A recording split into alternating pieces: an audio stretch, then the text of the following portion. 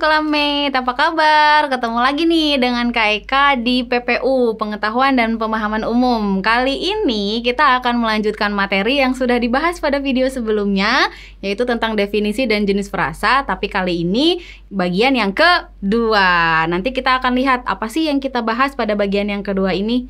Nah, yang pertama kita akan nge-review kembali definisi frasa yang kemarin sudah kita bahas. Kemudian yang kedua, mengetahui jenis frasa berdasarkan struktur intinya. Kalau pada video sebelumnya kita itu bahasnya jenis frasa berdasarkan jenis kata, kalau sekarang berdasarkan struktur intinya.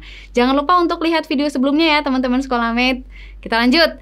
Nah, ini yang nge-recall sedikit ya, biar siapa tahu nih ada yang agak-agak lupa. Nah, kita lihat.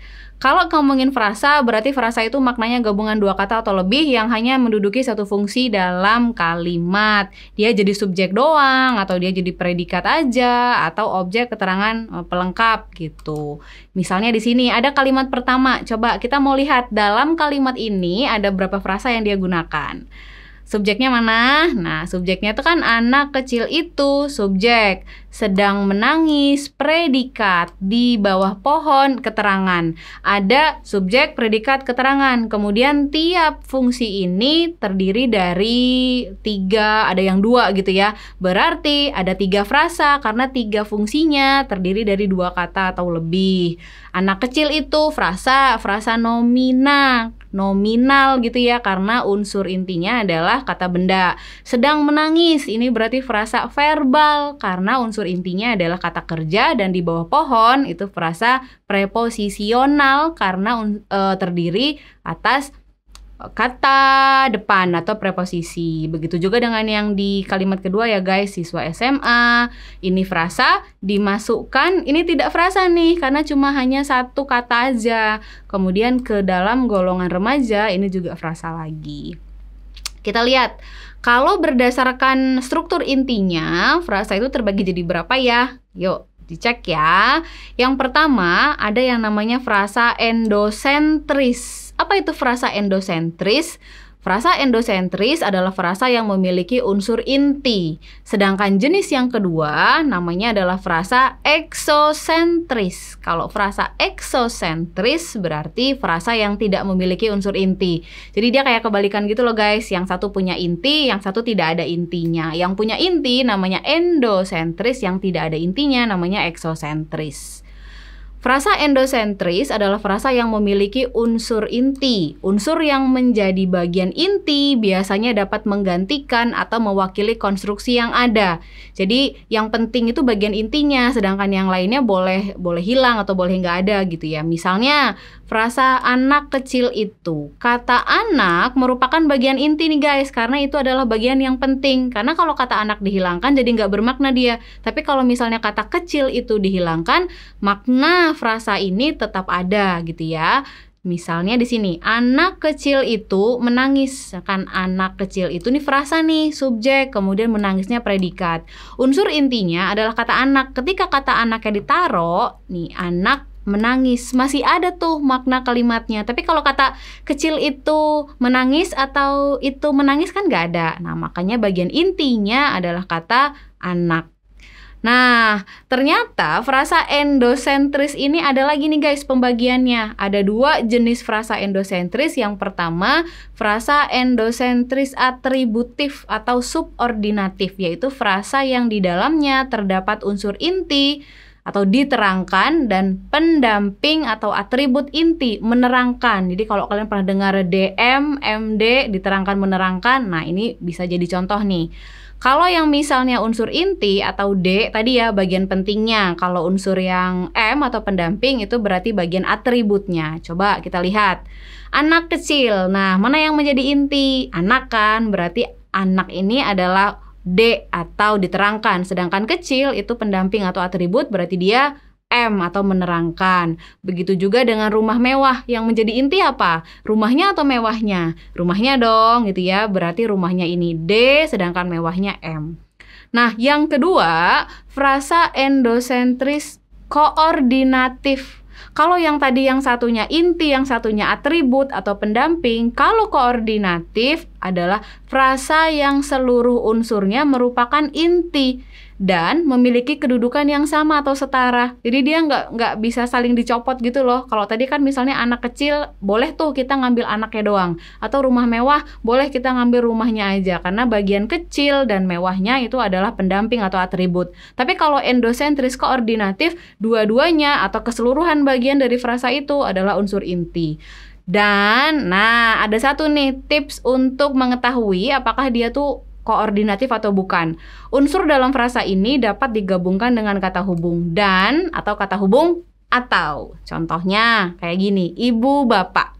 Kan frasa dong, karena terdiri dari dua kata. Nggak bisa ibunya inti, bapaknya atribut tuh nggak bisa. Dua-duanya adalah unsur inti. Salah satu cara pembuktian berikutnya adalah ibu bapak ini bisa kita gabungkan menggunakan kata hubung dan, ibu dan bapak, atau makan dan minum, aku dan kamu gitu misalnya kan. Jadi bisa digabungkan menggunakan kata dan atau pakai konjungsi atau. Nah, kalau frasa eksosentris, tadi kan ada endosentris itu punya inti. Kalau frasa eksosentris adalah frasa yang tidak memiliki unsur inti. Setiap unsur dalam frasa ini biasanya tidak dapat menggantikan konstruksi frasa tersebut. Jadi dia nggak ada intinya gitu ya. Contohnya adalah kata dengan saksama. Kalau tadi unsur inti, kamu bisa menghilangkan yang atributnya. Intinya kamu pakai, kayak anak kecil itu menangis. Anak menangis itu udah bener tuh kalimatnya. Tapi kalau eksosentris nggak bisa. Jadi mereka tidak bisa saling menggantikan. Contoh, ada kalimat setiap soal harus dikerjakan dengan saksama. Ada frasa preposisi nih, kata dengan saksama. Bentuk ini tidak bisa disederhanakan menjadi setiap soal harus dikerjakan dengan atau setiap soal harus dikerjakan saksama, itu juga nggak bisa. Makanya disebutnya mereka tidak memiliki unsur inti dan tidak bisa saling menggantikan, harus dipakai dua-duanya. Setiap soal harus dikerjakan dengan saksama. Gitu ya teman-teman sekolah mate. Coba sekarang kita lihat. Nah, bentuk tua muda, ini frasa dong, dalam kalimat di atas merupakan contoh frasa apa? Tadi kan ada frasa verbal. Verbal ini berarti yang unsur intinya kata kerja. Adverbial, unsur intinya kata keterangan. Kemudian eksosentris, ada koordinatif dan atributif. Kira-kira menurut kalian, tua muda itu termasuk bagian yang mana? Nah, kakak kasih clue deh. Bisa kan diselipkan konjungsi dan di tengah-tengahnya tua dan muda. Berarti dua-duanya merupakan unsur inti. Kalau dua-duanya merupakan unsur inti, maka disebutnya frasa endosentris koordinatif. Karena mereka setara, koordinatif gitu guys. Nah, coba deh soal berikutnya. Ini ada kalimat guru kesenian hari ini tidak hadir. Tapi yang di-highlight atau yang ditanya hanya guru keseniannya aja. Coba kita baca. Kalimat yang mengandung frasa sejenis, frasa atributif berimbuhan dengan frasa guru kesenian dalam kalimat di atas adalah, kamu harus tahu dulu cara mengerjakannya adalah kamu harus tahu ini jenis frasanya apa. Frasa verbal, frasa nominal, atau frasa yang lain. Nah, guru kesenian berarti kan dia frasa nominal karena intinya adalah kata guru. Kamu harus cari bentuk yang sama-sama nominal. Kemudian ini tuh menggunakan imbuhan kesenian. Itu ada imbuhannya kan, dari kata dasarnya seni dapat imbuhan kean. Maka kamu cari frasa nominal yang unsur atributnya juga pakai imbuhan. Hanya dengan melihat pilihan jawaban A, B, C, D, dan E, atau mungkin yang dimiringkan atau yang diberi tanda merah gitu, diberi warna merah dan sebagainya, kamu langsung bisa menemukan jawabannya tanpa baca keseluruhan kalimat. Nih ya, model pembelajaran, semua siswa, suku Baduy, kereta api, sama bahasa Inggris. Mana yang pakai kata berimbuhan? Yang A kan? Maka sudah jelas jawabannya pasti yang A. Dan kebetulan yang A ini juga frasa nominal karena intinya kata model. Model itu merupakan kata benda. Nah, terakhir, frasa berpola DM. Tadi kita ngomongin DM nih, kakak mau cek dulu. Kira-kira kalian masih ingat nggak D itu apa, M itu apa? D itu menerangkan atau diterangkan. Nah, jelas ya, D itu diterangkan, namanya aja D. Kalau M baru menerangkan. D adalah unsur inti, diterangkan. M itu atribut menerangkan. Yang ditanya adalah frasa berpola DM terdapat dalam kalimat di bawah ini, kecuali. Berarti yang dia tanya bukan yang DM, tetapi yang MD, intinya di belakang. Mana yang intinya ada di belakang? Ini biaya sekolah. Biaya apa sekolah yang penting? Biaya. Kalau guru besar? Guru. Kalau tempat pemberhentian? Tempatnya dong. Nah, tinggal dua nih. Sering menangis sama dengan maksimal. Mana yang intinya di belakang? Pasti kata menangis. Kalau dengan maksimal kan preposisi. Dia nggak punya inti. Jadi jawabannya bukan yang E. Jawabannya adalah yang D. Baik teman-teman sekolah Med, mari kita simpulkan materi hari ini.